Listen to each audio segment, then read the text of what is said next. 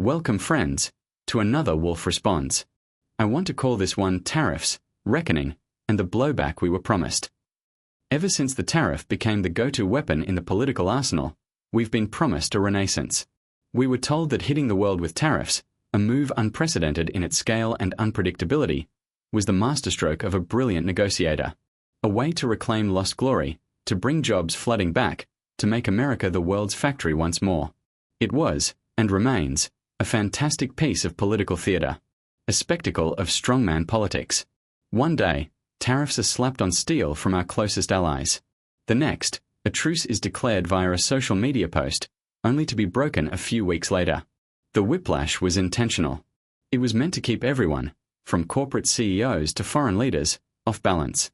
The idea was that this chaos would somehow break the global system and force it to remold itself to American advantage. But the reality, as it so often does, has refused to follow the script. Businesses, desperate for stability, for some semblance of predictability to make decade-long investment decisions, were given a roulette wheel. How can you plan a factory, a supply chain, a workforce, when the entire cost structure of your business could be appended by a pre-dawn tweet? You can't. And they didn't. That's why the great American manufacturing revival we were promised never materialized in the way it was sold to us. We were shown a handful of factory openings, celebrated with political rallies, while the quiet closures and the investment that went elsewhere never made the evening news. The real story isn't about a few hundred jobs here or there, it's about the systemic uncertainty that has poisoned the well for long-term, large-scale investment. There's a reason companies have been looking at places like Vietnam, Mexico, and even Eastern Europe. It's not because they love those places more, it's because the rules of the game, even if not perfect, are at least understood. In the United States, the game was being reinvented on a whim. But the most profound deception, the one that underpins this entire policy, is the lie about who actually pays for these tariffs. It's a lie that is as simple as it is effective. We are told, relentlessly, that the tariffs are a bill sent to Beijing, or to Berlin, or to Mexico City. So let's, for a moment, peel back the curtain and expose how this shell game really works. A tariff is a tax. That's all it is. It's a tax on imported goods. When a company, let's say a major American retailer like Home Depot, imports a power tool made in China, the moment that tool crosses the US border, the US government steps in and says, "You owe us a tax." Who pays that tax? Not the Chinese factory owner. The Chinese government has no power to tax a transaction in an American port, just as the American government can't tax a citizen in Shanghai. The entity that pays the tax, the one that writes the check to the US Treasury, is the importer. In this case, Home Depot, an American company. So, the money flows directly from the pocket of an American business to the coffers of Uncle Sam in Washington, D.C. To say that China is paying for the tariffs is a fundamental misrepresentation of how taxes and trade work. Now, what does Home Depot do? It's a capitalist enterprise. Its primary goal is to maximize profit. It has just been hit with a new cost, the tariff tax. So, what are its options? Well, it could absorb the cost. Just accept a lower profit margin. But that's the last thing any publicly traded company wants to do. Their shareholders would be up in arms. The far more likely scenario, the one that has played out time and time again, is that they pass that cost on to you, the consumer. That power tool that used to cost $100 on the shelf now has a 25% tariff slapped on it. Home Depot pays the $25 tax to the government. And what do you think happens to the price tag? Magically, the tool now costs $125, or maybe even a bit more to cover the administrative hassle. This isn't a theory. We have the data. Study after study, from the National Bureau of Economic Research to the Congressional Budget Office, has shown that the cost of these tariffs has been almost entirely borne by American consumers and businesses. It's a regressive tax, hitting middle and lower income families the hardest, because a larger percentage of their income goes to purchasing goods, many of which are imported. So, when you hear a politician say they are punishing another country with tariffs, what they are really saying is that they are making you, the American consumer, pay more for the goods you buy every day. The tariff isn't a weapon aimed at a foreign power. It's a boomerang, and it's coming right back to hit our own wallets. But the damage doesn't stop with higher prices. What happens to the foreign producer, the factory in China that makes that power tool? Their American sales start to decline. Because as the price goes up in the US, demand goes down. People buy fewer of them. So, the The Chinese factory is now faced with a loss of market share in the United States. What do? They don't just shut down. They adapt. First, they aggressively seek out new markets. They start pushing their products in Southeast Asia, in Africa, in South America. They build new trade relationships, new supply chains, new dependencies that explicitly exclude the United States. In essence, our tariff policy has become the world's best marketing campaign for buy anything but American. We are actively encouraging the rest of the world to build a global economy that is less reliant on us. Is that a win for America? But then there's the second, more subtle, and perhaps more damaging reaction.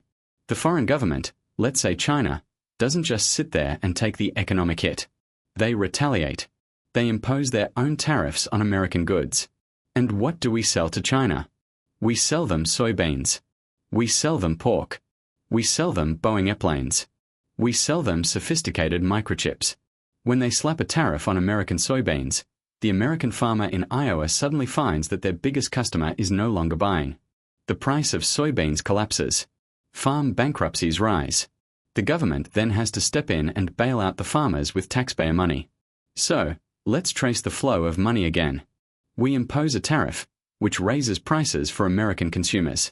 In response, a foreign country imposes a retaliatory tariff, which hurts American farmers. Then, the US government takes the money it collected from American consumers and gives it to the American farmers to compensate them for the damage caused by the initial policy. It's a dizzying, self-defeating cycle. We are taxing ourselves to subsidize ourselves for the damage caused by our own policies. It is an economic absurdity. And now, we get to the most insidious part of this whole affair: the political blowback.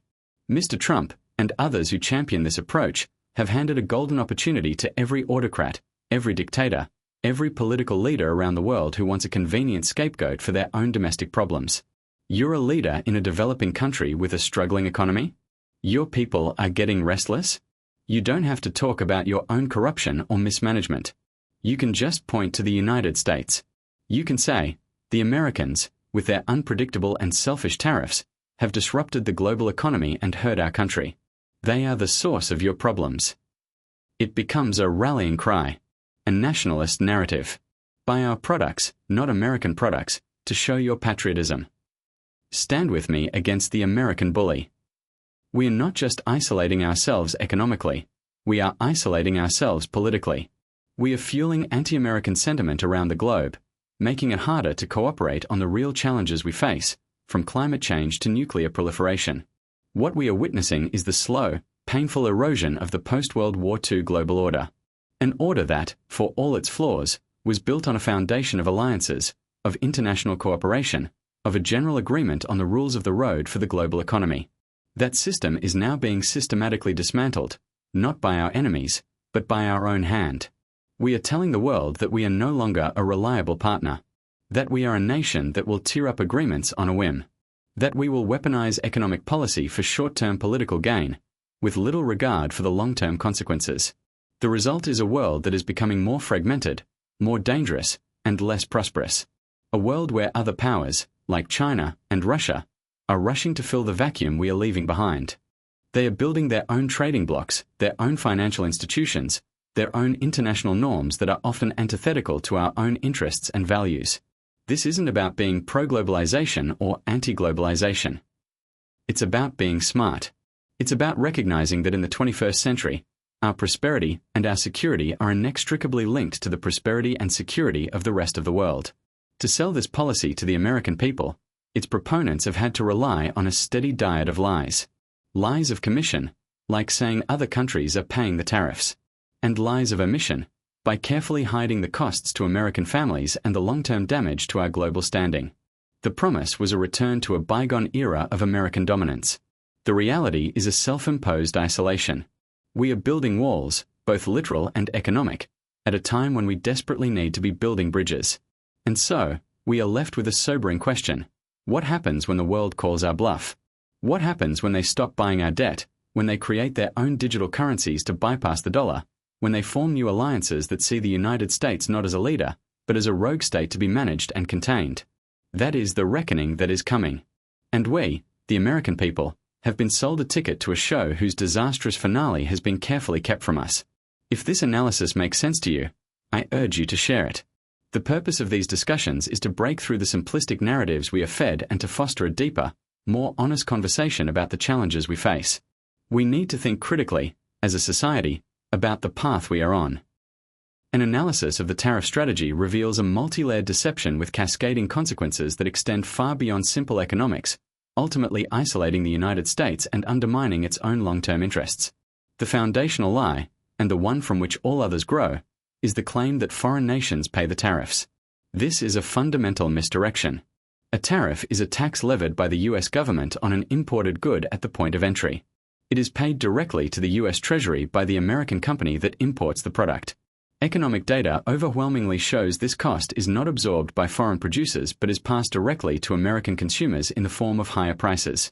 The policy, therefore, acts as a regressive consumption tax, disproportionately hurting the budgets of middle and lower-income American families.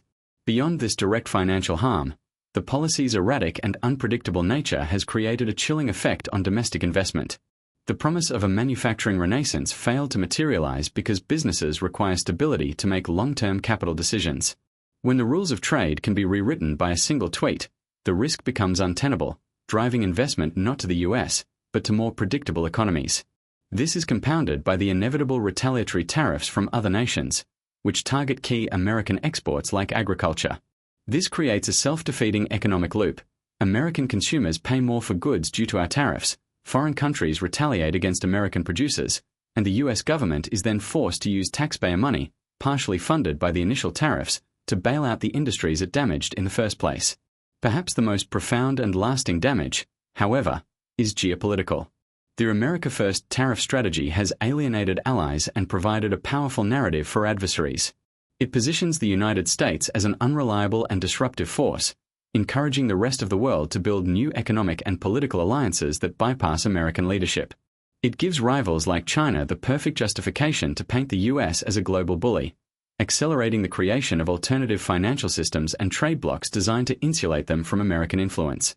In effect, the tariffs are a strategic own goal, actively encouraging the construction of a post-American world order. Rather than a show of strength, the policy is an engine of our own isolation, trading temporary political theater for a permanent decline in global standing and economic security.